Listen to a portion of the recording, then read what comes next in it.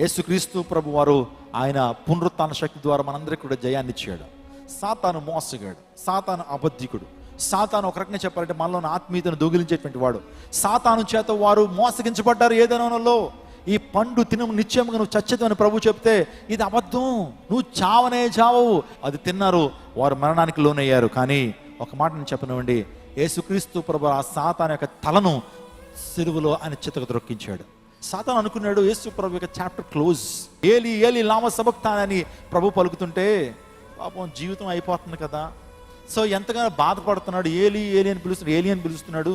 ఆ బాధ తట్టుకోలేక ఆ బాధ నుంచి నివారణ కోసం పిలుస్తున్నాడు అనుకున్నారు. టెట్లాస్టాయ్, సమాప్తమైనది అన్నప్పుడు అందరూ అనుకున్నారు, సాతాను కూడా అదే అనుకున్నాడు. అయిపోయింది, యేసు ప్రభు యొక్క దైవ కుమారుడి యొక్క చరిత్ర క్లోజ్. 3 రోజున వాడి తల చితక ద్రొక్కబడింది. సాతాను చేత శోధించబడుతున్న నీకు ప్రభు యొక్క పునరుత్థానం ద్వారా నీకు జయం.